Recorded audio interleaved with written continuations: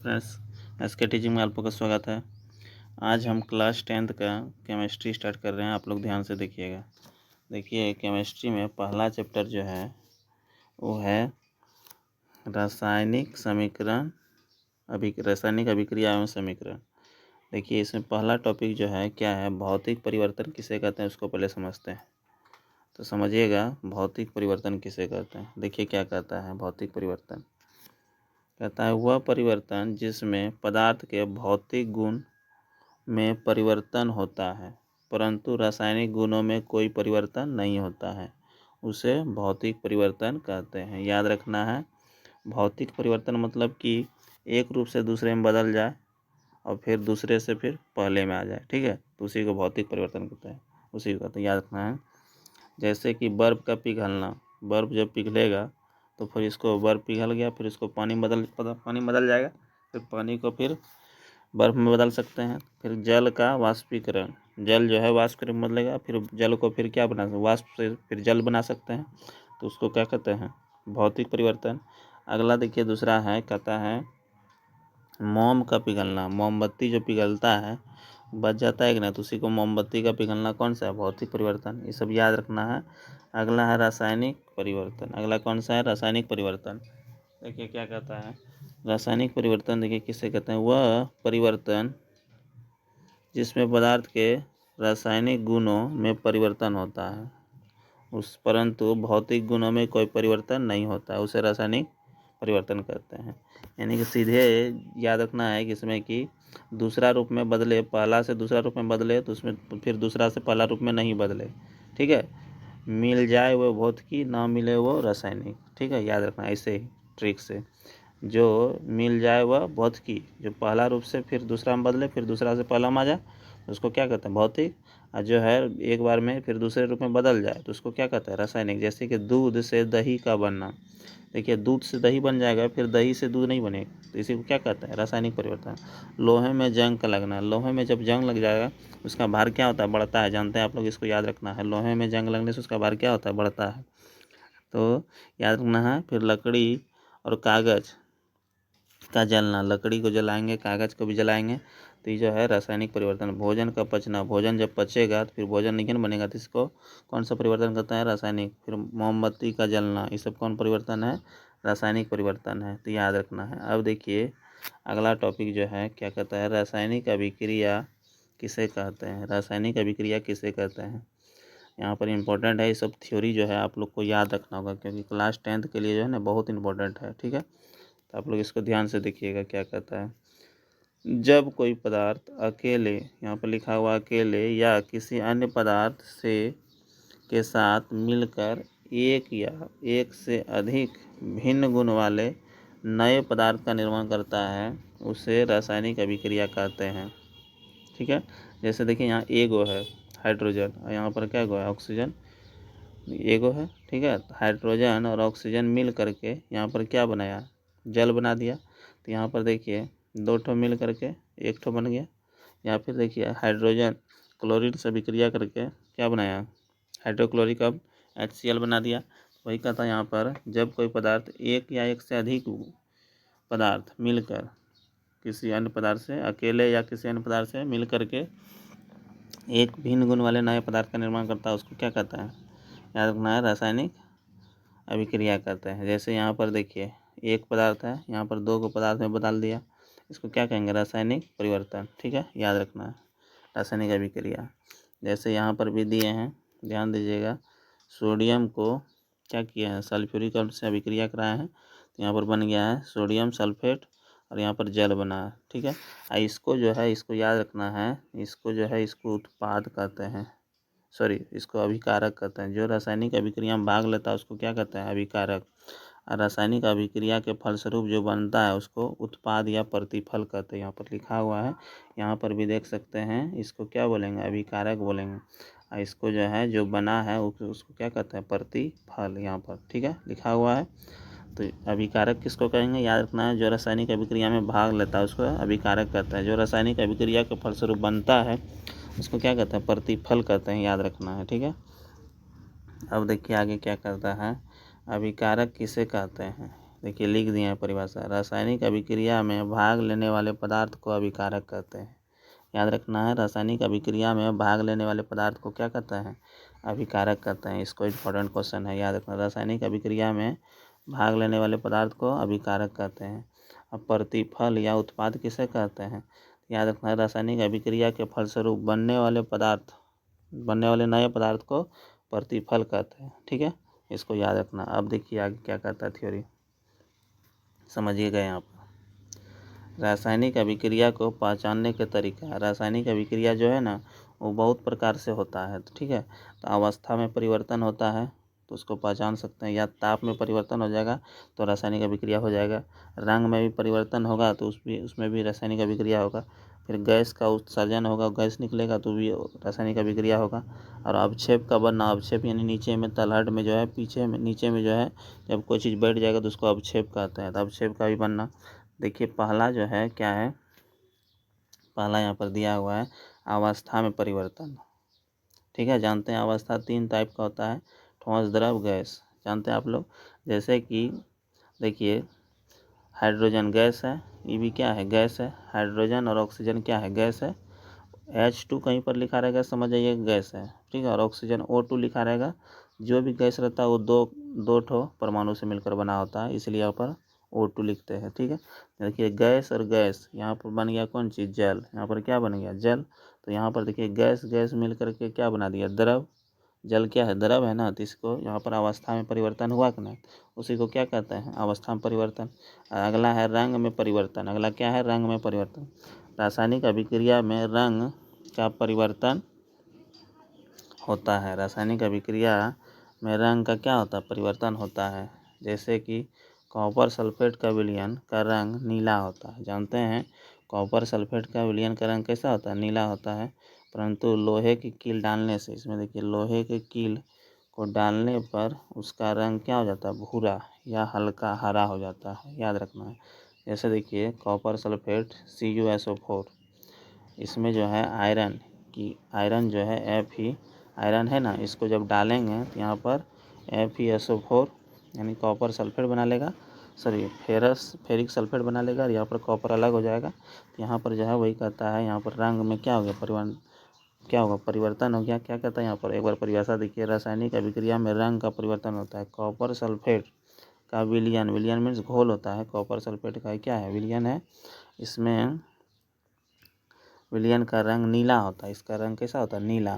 परंतु इसमें लोहा डाल दिए। इसमें क्या डाल दिए? लोहा डाल दिए।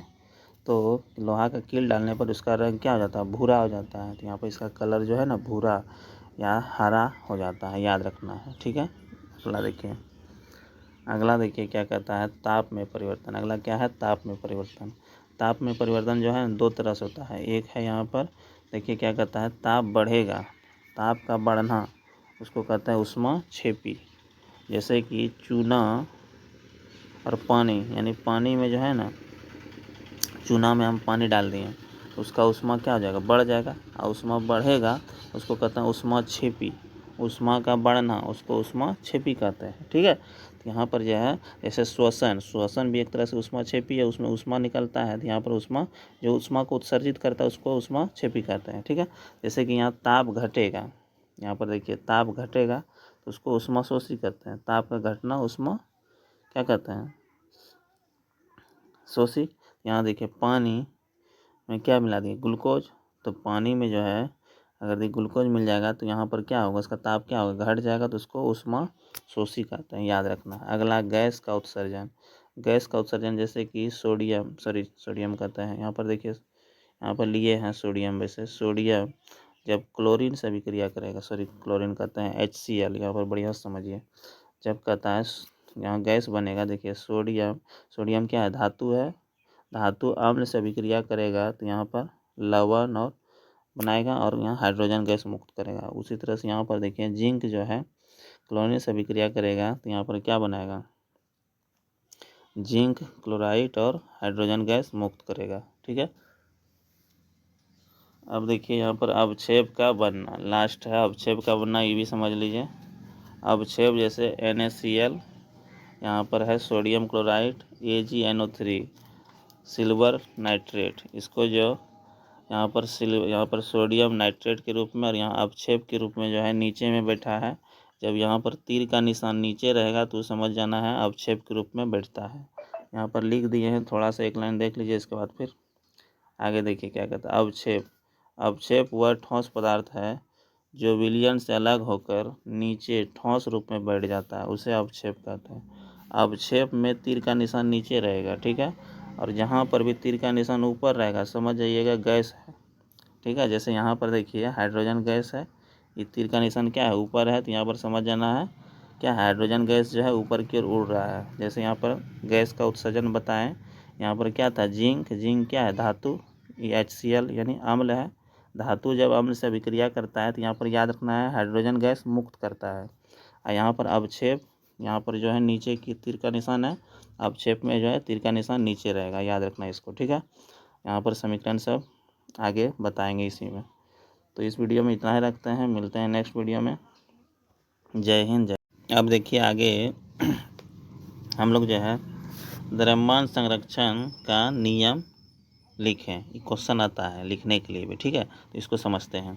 देखिए क्या कहता है उत्तर, किसी भी रासायनिक अभिक्रिया में द्रव्यमान का ना तो निर्माण होता है ना ही विनाश होता है, अर्थात द्रव्यमान संरक्षित रहता है।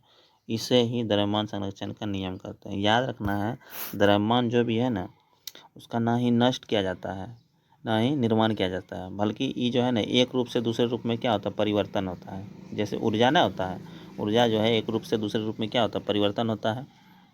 उसी प्रकार से द्रव्यमान जो है उसमें भी क्या होता है, एक रूप से दूसरे रूप में परिवर्तन होता है। वही कहता है विनाश, अर्थात द्रव्यमान संरक्षित रहता है, उसे ही द्रव्यमान संरक्षण का नियम कहते हैं। इसको आप लोग लिख लीजिएगा अच्छे से। अब देखिए टोटल जो है थ्योरी अच्छे से लिखा हुआ है इसमें, ठीक है। अगला देखिए रासायनिक समीकरण किसे कहते हैं। देखिए किसी रासायनिक अभिक्रिया में किसी रासायनिक अभिक्रिया को संकेत एवं सूत्रों की सहायता से लिखना, सहायता से, यहाँ पर सहायता लिखा है, सहायता से लिखना रासायनिक समीकरण कहलाता है। जैसे कि हाइड्रोजन, देखिए हाइड्रोजन जो है लिखा हुआ है, यहाँ पर क्या है, ऑक्सीजन। हाइड्रोजन और ऑक्सीजन मिलेगा तो क्या बनता है, जल। तो इसको रासायनिक अभिक्रिया कहते हैं। लेकिन यही जो है जब हाइड्रोजन को H2 लिख देंगे और ऑक्सीजन को O2 लिख देंगे और जल को H2O लिख देंगे, यहाँ पर संकेत इसका लिख दिए हाइड्रोजन का, उसी तरह से यहाँ पर ऑक्सीजन का यहाँ संकेत लिख दिए और यहाँ पर जल का संकेत लिख दिए H2O। तो इसको क्या कहते हैं, रासायनिक समीकरण कहते हैं। समझ में आया, क्या कहता है, रासायनिक समीकरण किसे कहते हैं, किसी रासायनिक अभिक्रिया को संकेत एवं सूत्रों की सहायता से लिखना रासायनिक समीकरण कहलाता है, याद रखना है, ठीक है। अब देखिए आगे, देखिए क्या कहता है, कहता है संतुलित रासायनिक समीकरण से आप क्या समझते हैं। संतुलित रासायनिक समीकरण वह है जिसमें समीकरण के दोनों ओर प्रत्येक तत्व के परमाणु की संख्या क्या होती है, समान होती है। तो उसको क्या कहते हैं, संतुलित रासायनिक समीकरण कहते हैं। यानी कि जैसे यहाँ पर देखिए H2 है, यानी हाइड्रोजन है क्या गो, 2 गो, और यहाँ पर ऑक्सीजन है 2 गो, और यहाँ पर देखिए हाइड्रोजन और ऑक्सीजन मिलकर क्या बनाया, जल बनाया, बनाया कि नहीं। लेकिन यहाँ पर देखिए आगे में 2 दे दिए, तो 2 दे देने से हाइड्रोजन क्या हो गया, 4 गो। 2 गुना 2 कितना होता है, 4 यहाँ पर, और यहाँ पर भी आगे में क्या दे दिए, हाइड्रोजन के आगे में 2 दे दिए हैं, तो यहाँ पर 2 दूना 4, तो हाइड्रोजन 4 गो पूर गया। और ऑक्सीजन, अब देखिए ऑक्सीजन इधर क्या गो है, इधर 2 गो है, और इधर देखिए ऑक्सीजन यहाँ पर आगे में 2 दे दिए हैं, तो यहाँ पर देखिए हाइड्रोजन 4 गो हो गया लेकिन ऑक्सीजन 2 गो हो गया, तो दोनों तरफ क्या हो गया, संतुलित हो गया कि बराबर हो गया। उसी प्रकार से यहाँ पर देखिए संतुलित करना, यानी कि दोनों ओर जो है ना परमाणुओं की संख्या क्या होना चाहिए, समान होना चाहिए। यहाँ हाइड्रोजन 2 गो है, यहाँ क्लोरीन 2 गो है, और यहाँ पर आगे में HCl बनता है, हाइड्रोजन और क्लोरीन अभिक्रिया करता है तो क्या बनता है, HCl। तो यहाँ पर जो है आगे में 2 दे दिए, तो यहाँ पर देखिए यहाँ पर हाइड्रोजन 2 गो, तो यहाँ पर हाइड्रोजन इधर भी 2, यहाँ पर क्लोरीन 2 गो, तो इधर भी क्लोरीन 2 गो हो गया। तो इस तरह से जो है इसको क्या कहता है, रासायनिक यहाँ समीकरण संतुलित हो गया ही। अगला देखिए असंतुलित, असंतुलित की परिभाषा लिखने के लिए भी आता है क्लास 10th में, तो आप लोग अच्छे से देखिए। असंतुलित रासायनिक समीकरण वह है जिसमें समीकरण के दोनों ओर तत्वों के परमाणुओं की संख्या समान नहीं होती है। जिसमें कि तत्व के परमाणुओं की संख्या क्या है, समान नहीं होता है, उसको क्या कहते हैं, याद रखना है, उसको कहते हैं असंतुलित रासायनिक समीकरण। जैसे कि यहाँ पर देखिए हाइड्रोजन, यहाँ क्लोरीन है, यहाँ पर HCl, तो यहाँ पर हाइड्रोजन 2 गो है, इधर हाइड्रोजन 1 ही गो है, यहाँ पर क्लोरीन क्या गो है, 2 गो है, यहाँ पर क्लोरीन क्या गो है, 1 ही गो है, तो यहाँ पर संतुलित नहीं हुआ। उसी तरह हाइड्रोजन, यहाँ ऑक्सीजन, यहाँ हाइड्रोजन 2 गो, इधर हाइड्रोजन 2 गो, लेकिन ऑक्सीजन 2 गो, यहाँ पर ऑक्सीजन 1 ही गो है कि नहीं। तो इस तरह से जो है असंतुलित हो गया, इसको दोनों और परमाणुओं की संख्या क्या हुआ, बराबर नहीं हुआ, तो इसीलिए असंतुलित रासायनिक समीकरण कहते हैं। अब देखिए आगे क्या कहता है, समझिएगा। रासायनिक अभिक्रिया के प्रकार। पहला जो है रासायनिक अभिक्रिया प्रकार में संयोजन अभिक्रिया पूछेगा, किसे कहते हैं। संयोजन में याद रखना, देखिए इसको ट्रिक से समझिए। संयोजन मीन्स होता है जुड़ना, संयोजन मीन्स क्या होता है, जुड़ना, इसको समझिएगा अच्छे से। तो देखिए इसका उत्तर, वैसा रासायनिक अभिक्रिया जिसमें 2 या 2 से अधिक पदार्थ मिलकर एक नए पदार्थ का निर्माण करता है, तो उसे संयोजन अभिक्रिया कहते हैं। याद रहा, वैसा रासायनिक अभिक्रिया जिसमें 2 या 2 से अधिक पदार्थ मिलकर एक नए पदार्थ का निर्माण करता है, उसे संयोजन अभिक्रिया कहते हैं। जैसे यहाँ पर देखिए H2 प्लस O2 मिलकर के एक नया पदार्थ बनाया H2O, जहाँ से यहाँ पर देखिए C कार्बन प्लस ऑक्सीजन मिलकर CO2 बनाया। यहाँ 2 पदार्थ है, यहाँ पर एक पदार्थ बन गया। वही यहाँ पर लिखे हैं 2 या 2 से अधिक पदार्थ मिलकर एक नए पदार्थ, यहाँ पर एक ही तो पदार्थ बनेगा, क्या को पदार्थ बनेगा, एक ही पदार्थ बनेगा, तो उसी को क्या कहते हैं, संयोजन अभिक्रिया। जैसे sulphur plus oxygen, sulphur dioxide plus oxygen मिलकर सल्फर डाइऑक्साइड, यहाँ पर H2 प्लस Cl2 यहाँ पर बन गया HCl बना गया। इस तरह से जो है यहाँ पर जो भी पदार्थ बना है, ये देखिए एक ठो ही है, इधर 2 गो था, ठीक है, इधर क्या गो बना, 1 गो, यहाँ पर भी देखिए इधर 2 गो था, यहाँ पर बना क्या गो, 1 ही गुण बना है, तो इसको क्या कहते हैं, यहाँ पर इसको कौन सा हुआ, संयोजन अभिक्रिया। संयोजन मीन्स क्या हुआ, संयोग करेगा, इसको अभिकारक कहते हैं। इधर वाला को क्या कहते हैं, अभिकारक, इसको क्या कहते हैं, अभिकारक। ये जो बना है यहाँ पर, इसको क्या कहते हैं, प्रतिफल, इसको क्या कहते हैं, प्रतिफल कहते हैं, याद रखना, प्रतिफल या उत्पाद कहते हैं, याद रखना है। अगला दूसरा, संयोजन मीन्स क्या होता है, जुड़ना। अगला देखिए वियोजन, या इसी का दूसरा नाम है अवघटन अभिक्रिया, किसे कहते हैं, अवघटन मीन्स होता है टूटना, अवघटन मीन्स क्या होता है, टूटना। संयोजन मीन्स जुड़ना, अवघटन मीन्स टूटना। क्या कहता है, वैसा रासायनिक अभिक्रिया जिसमें एक जटिल पदार्थ टूटकर 2 या 2 से अधिक सरल पदार्थ का निर्माण करे, उसे संयोजन या अवघटन अभिक्रिया कहते हैं। याद रहा, संयोजन अभिक्रिया क्या होगा, टूटना, यानी कि एक ही तो पदार्थ, एक ही जटिल पदार्थ है ना, वो टूट करके 2 या 2 से अधिक पदार्थ में बढ़ जाएगा, तो उसको संयोजन अभिक्रिया कहते हैं। जैसे यहाँ पर देखिए कैल्शियम कार्बोनेट है ना, इसको जब गर्म करेंगे तो यहाँ पर देखिए CaO कैल्शियम ऑक्साइड और CO2 कार्बन डाइऑक्साइड में टूट गया, ठीक है, इसको क्या कहेंगे, संयोजन। यहाँ पर जो है सॉरी वियोजन, यहाँ पर टूट गया एक पदार्थ, एगो पदार्थ जो है ये 2 गो पदार्थ में बदल गया, कितना पदार्थ में बदला, 2 पदार्थ में बदल गया। तो याद रखना है, संयोजन में टूटना, संयोजन में जुड़ना, अवियोजन में टूटना होता है, याद रखना, ठीक है। उसी तरह से यहाँ पर दूसरा एग्जाम्पल भी देख सकते हैं, इस तरह से टूट करके। अगला है ऊष्माक्षेपी। अगला क्या है, ऊष्माक्षेपी। ऊष्माक्षेपी अभिक्रिया किसे कहते हैं, जिस अभिक्रिया में उत्पादन के साथ ऊष्मा का भी उत्सर्जन होता है, जिसमें कि उत्पाद के साथ जो है ना ऊष्मा भी निकलता है, उसे उत्सर्जन अभिक्रिया ऊष्माक्षेपी अभिक्रिया कहते हैं। जैसे कि हाइड्रोजन ऑक्सीजन को जलाएंगे तो यहाँ पर क्या जलेगा, जल बनेगा, तो उसके साथ कुछ ऊष्मा भी निकलेगा, तो उसको ऊष्माक्षेपी कहते हैं, ठीक है, याद रखना है। ऊष्माशोषी, जिस अभिक्रिया में ऊष्मा का अवशोषण होता है उसे ऊष्माक्षेपी कहते हैं। जिसमें ऊष्मा का क्या हो, अवशोषण, ऊष्मा उससे निकले नहीं, उससे अवशोषित कर ले। जैसे कि कैल्शियम कार्बोनेट को गर्म करेंगे तो उससे ऊष्मा क्या होगा, अवशोषित कर लेगा, तो यहाँ पर calcium oxide plus carbon dioxide में एक तरह से हो जाएगा। अगला देखिए, अगला क्या कहता है, विस्थापन। विस्थापन या एकल विस्थापन अभिक्रिया किसे कहते हैं, वैसा रासायनिक अभिक्रिया जिसमें अधिक क्रियाशील तत्व कम क्रियाशील तत्व को उसके यौगिक से विस्थापित कर दे, तो उसे विस्थापन अभिक्रिया कहते हैं। इसको याद रखना है।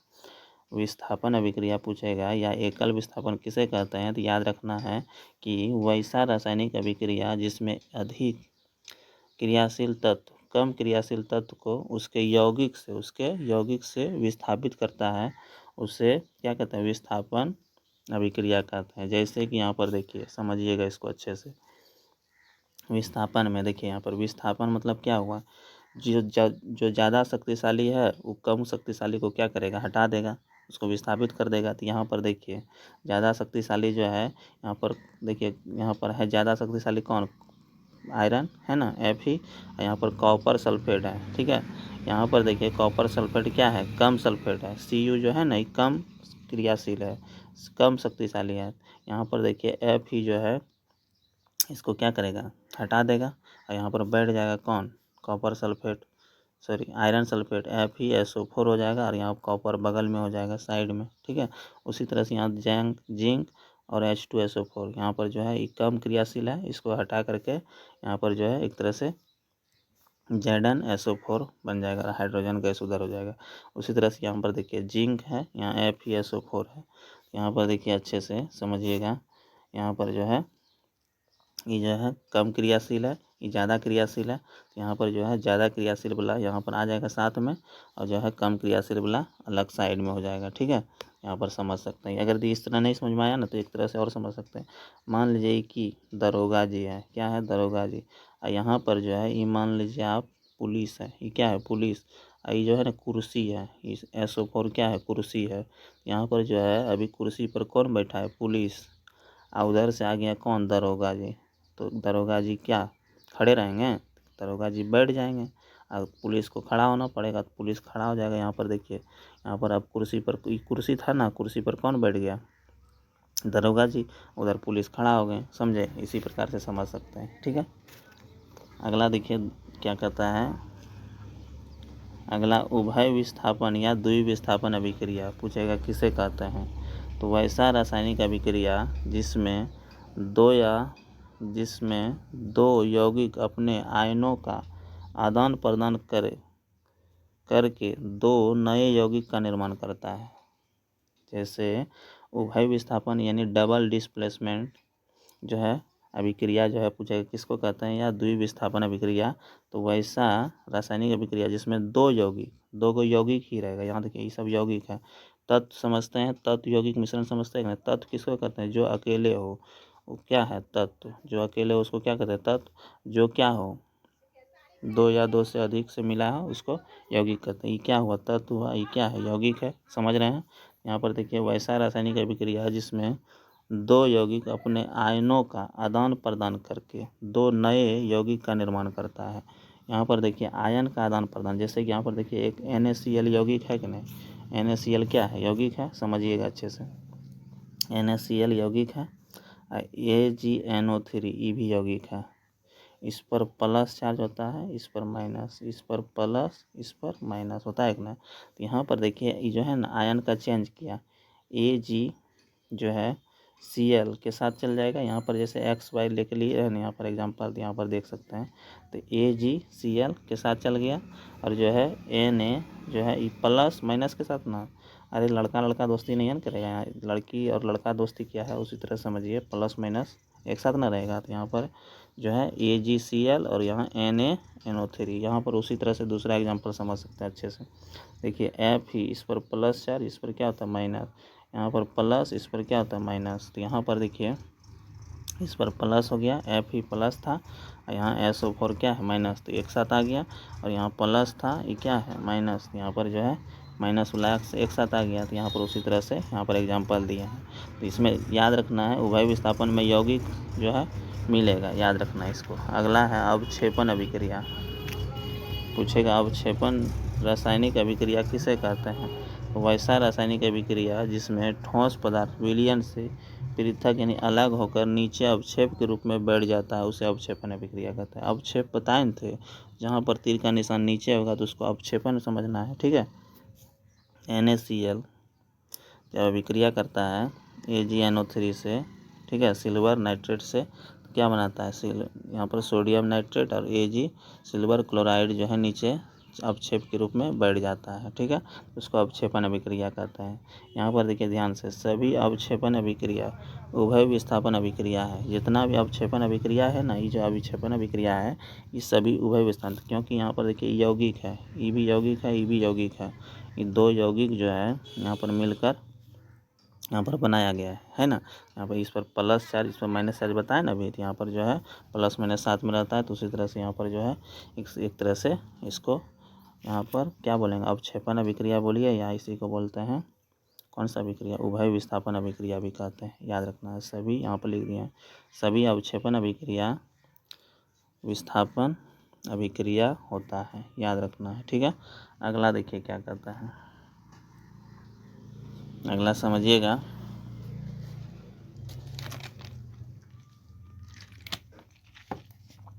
अगला देखिए ध्यान से, कहता है उदासीनीकरण रासायनिक अभिक्रिया किसे कहते हैं। उत्तर, जब अम्ल एवं भस्म आपस में अभिक्रिया करता है तो लवण और जल बनाता है। याद रखना है, जब क्या कहता है, अम्ल और भस्म आपस में अभिक्रिया करता है तो लवण और जल बनाता है। इसी अभिक्रिया को उदासीनीकरण अभिक्रिया कहते हैं। यहाँ पर देखिए ध्यान से, अम्ल जो है भस्म से अभिक्रिया किया तो लवण बनाया और जल बनाया। अम्ल देखिए HCl, अम्ल का परिभाषा क्या है, जो खट्टा होता है वो अम्ल होता है। अम्ल जो है पहचानने का विधि क्या है, जिसके आगे क्या हो, H हो, उसको क्या कहते हैं, अम्ल।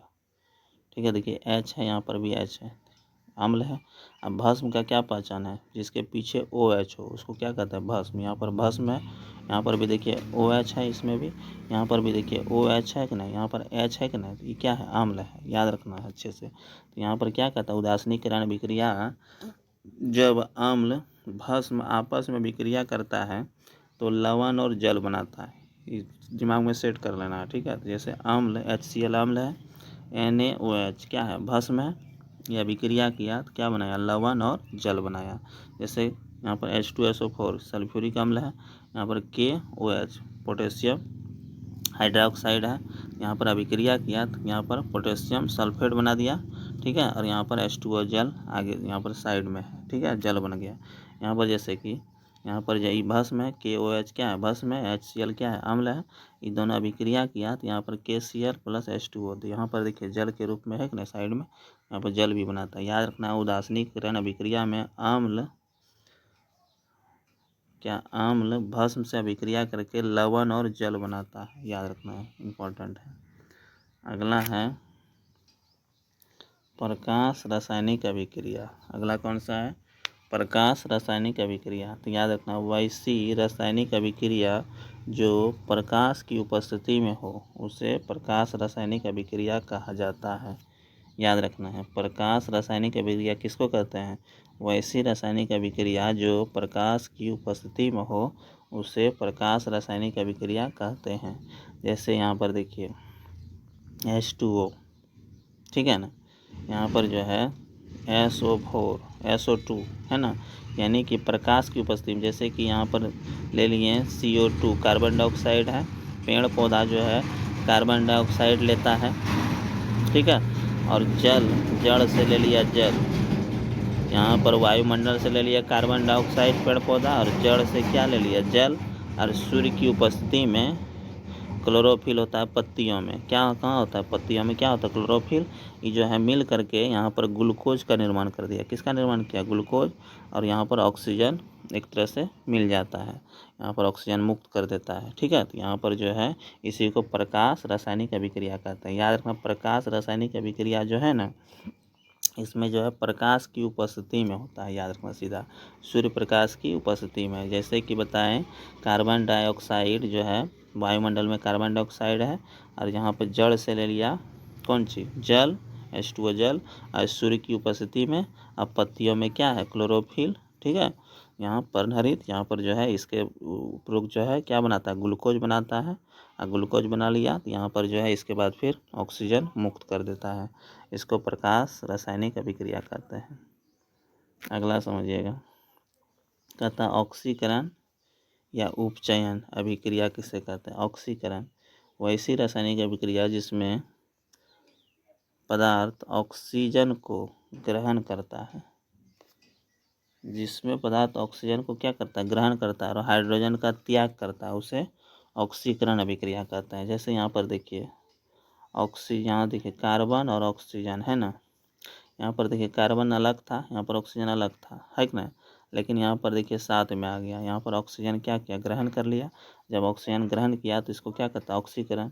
यहाँ पर याद रखना, जैसे यहाँ सल्फर ऑक्सीजन दोनों अलग अलग था, यहाँ पर सल्फर डाइऑक्साइड बनाया, यहाँ पर सल्फर डाइऑक्साइड बनाया, तो यहाँ पर देखिए सल्फर ऑक्सीजन से अभिक्रिया करके सल्फर डाइऑक्साइड बनाया। यहाँ पर क्या कहते हैं इसको कि यहाँ पर जो है ऑक्सीजन क्या हो गया, जुट गया। यहाँ पर लिखे हैं ऑक्सीजन का जुड़ना, ऑक्सीजन का जुड़ना ऑक्सीकरण, ऑक्सीजन का जुड़ना ऑक्सीकरण, या इसी का दूसरा नाम है उपचयन, याद रखना है। ठीक है, यहाँ पर जो है अवकारक पूछेगा कौन पदार्थ है, तो यहाँ पर सल्फर कार्बन ये सब अवकारक पदार्थ है। ऑक्सीकरण यहाँ पर हुआ है, इसी को उपचयन भी कहते हैं, याद रखना है। ठीक है, अगला है, यहाँ पर भी देख सकते हैं, जैसे कि हाइड्रोजन का क्या होता है, यहाँ पर ऑक्सीकरण में हाइड्रोजन का त्याग होता है। यहाँ पर देखिए H2S यानी हाइड्रोजन है सल्फर के साथ, यहाँ पर क्लोरीन अलग था, यहाँ पर देखिए क्लोरीन हाइड्रोजन जो था ये जो है HCl के साथ आ गया। यहाँ पर क्या हो गया, हाइड्रोजन टूट गया, हाइड्रोजन टूटना, यहाँ पर जब हाइड्रोजन टूटना यानी त्याग होना, यहाँ पर जो है इसको क्या कहते हैं, यहाँ पर इस तरह से ऑक्सीकरण ही कहते हैं, याद रखना। अगला जो है, अगला कौन सा है, अवकरण या अपचयन रासायनिक अभिक्रिया किसे कहते हैं, वैसी रासायनिक अभिक्रिया जिसमें पदार्थ हाइड्रोजन को ग्रहण करता है तथा ऑक्सीजन का त्याग करता है, उसे अपचयन या अवकरण रासायनिक अभिक्रिया कहते हैं। इसमें क्या होता है, ऑक्सीजन का त्याग, उसमें ऑक्सीजन ग्रहण कर रहा था, इसमें ऑक्सीजन का त्याग होता है। ठीक है, और हाइड्रोजन को ग्रहण करता है, उसमें हाइड्रोजन का त्याग करता था, यहाँ पर ग्रहण कर रहा है, उल्टा इसमें है। हाइड्रोजन देखिए यहाँ पर है कि ना, यहाँ पर क्या है, ऑक्सीजन है, यहाँ पर ग्रहण कर लिया। ठीक है, यहाँ पर हाइड्रोजन ग्रहण किया, ठीक है, और ऑक्सीजन जो है त्याग किया, तो यहाँ पर जो है इस तरह से कौन सा बोलेंगे, अवकरण। जैसे यहाँ पर H2+Cl2, यहाँ पर जो है हाइड्रोजन जो है अलग अलग था, यहाँ पर हाइड्रोजन क्या हो गया, एक में आ गया, इसको क्या बोलेंगे, अवकरण या अपचयन अभिक्रिया, याद रखना है। ठीक है, अगला देखिए थोड़ा सा और लास्ट है, कहता है रेडॉक्स अभिक्रिया किसे कहते हैं, तो याद रखना वैसा रासायनिक अभिक्रिया जिसमें ऑक्सीकरण एवं अम्लकरण, ऑक्सीकरण एवं अवकरण दोनों साथ साथ हो, उसे रेडॉक्स अभिक्रिया कहते हैं। जिसमें ऑक्सीकरण और अवकरण दोनों साथ साथ होता है उसे रेडॉक्स अभिक्रिया कहते हैं, याद रखना है। जैसे CuO और यहाँ पर कॉपर ऑक्साइड, यहाँ हाइड्रोजन, यहाँ जो है एक तरह से साथ साथ दोनों हुआ है, तो इसी को कौन सा अभिक्रिया, रेडॉक्स अभिक्रिया कहते हैं। तो इस वीडियो में इतना ही रहने देते हैं, हम मिलते हैं नेक्स्ट वीडियो से। ठीक है, अगर जो भी बच्चा चैनल को सब्सक्राइब नहीं किया है, चैनल को सब्सक्राइब कर लीजिए। हम ऑल जो है साइंस को और क्लास 10th का जितना भी है सब पढ़ाएंगे, तो इसलिए आप लोग अच्छे से इस वीडियो को लाइक कीजिए और शेयर कीजिए। ठीक है, हम मिलते हैं नेक्स्ट वीडियो में इसका ऑब्जेक्टिव लेकर के। इस वीडियो में इतना ही रहने देते हैं। जय हिंद।